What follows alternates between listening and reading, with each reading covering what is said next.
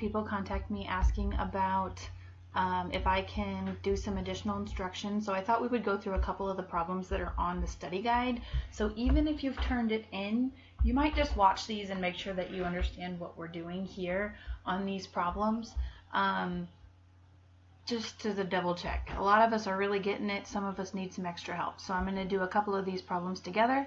And then if you're still struggling, please contact me directly and maybe we can do an individual Zoom meeting, or I can do some more examples if there's a certain one that's giving you trouble. So let's start with these two, and we're supposed to factor them. So we have to find the GCF of each one. So I need to write 24x and 48y down, and I'm going to break those down into a factor tree if I need to, or I can just figure out what they have in common. So 24, let's make a factor tree. 24, most people probably think of 12 and 2. And 2 is prime, so I'm going to circle it because then I know that I'm done. 12 will be 3 and 4. And 3 is a prime number, so I know that that's going to be part of my prime factorization. 4 is 2 and 2. So my prime factorization of 24 will be 2 times 2 times 2 times 3. So I can write that down. 2 times 2 times 2 times 3. And variable-wise, I just have an x times x. So let's kind of do that. Okay, and we're going to do the same thing for 48. 48, the one I think of most often is 6 times 8. So 6 times 8. 6 is 2 times 3. And those are both prime, so I'm going to circle both of those. 8 is 4 times 2. So I'm going to put 2 and 4. And I know I have to break down the 4 more, so it'll be 2 times 2.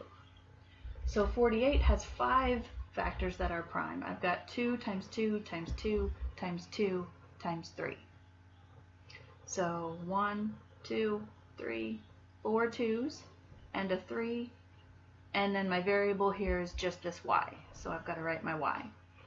So once I have those broken down, I'm ready to circle things that are in common. So I see a pair of 2s. I see another pair of 2s. And another pair of 2s. Oh dear. Well, my circling wasn't so great, but I still have this 2 that needs to be left over. Maybe I'll erase that. That was kind of messy. Bear with me. Okay, so that pair of 2s and that pair of 2s. Sorry, I was looking at my camera and my screen at the same time. Alright, so I have a leftover 2 here. I also see a pair of 3s. I don't see anything else that I can pair up. So my GCF that I'm going to write as my monomial is made up of these things. I have 1, 2, 3 pairs of 2s and a 3. So 2 times 2 is 4, times 2 is 8, 8 times 3 is 24. So that's my GCF, and that's what has to be written outside of my parentheses. Then we're going to write what's left. We're going to take the first term, we're going to write what's left, and then we're going to take the second term, and we're going to write what's left. And we're going to put a plus sign in between them. So what's remaining in these terms? Just this x. X plus what's remaining in these terms, I have a 2 and a y. So 2 times y. This is your final answer.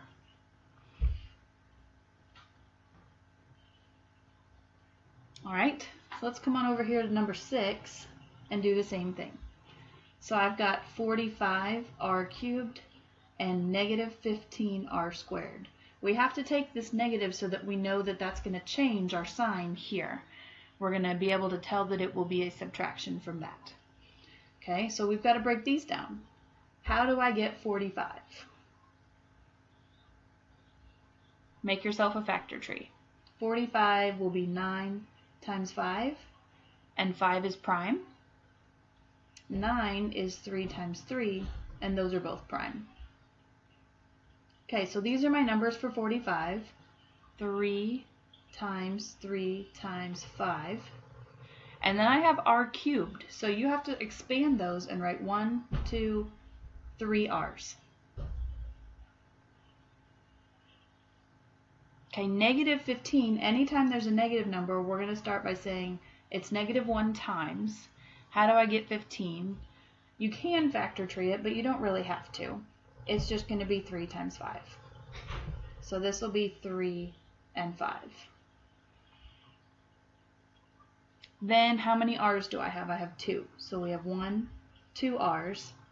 And now we're ready to try and find the GCF. So what do we have in common?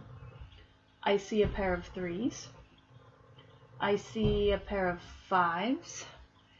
I see one pair of r's and a second pair of r's. So we circle those pairs so that we pull them out, and then we'll consider what's left. Our GCF is made up of what did we circle? So 3 times 5 times r, or 15 r squared. So this is what goes in front of our parentheses. And then we write what's left. Our first term was 45r cubed. I have a 3, and I have 1 r left over. So 3r goes here. 15r squared, the only thing that's left here is this -1. So we get -1. And this is your final answer.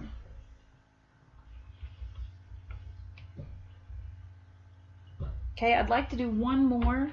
I'm going to scoot this up so that hopefully I can fit it on here. Excuse my camera use.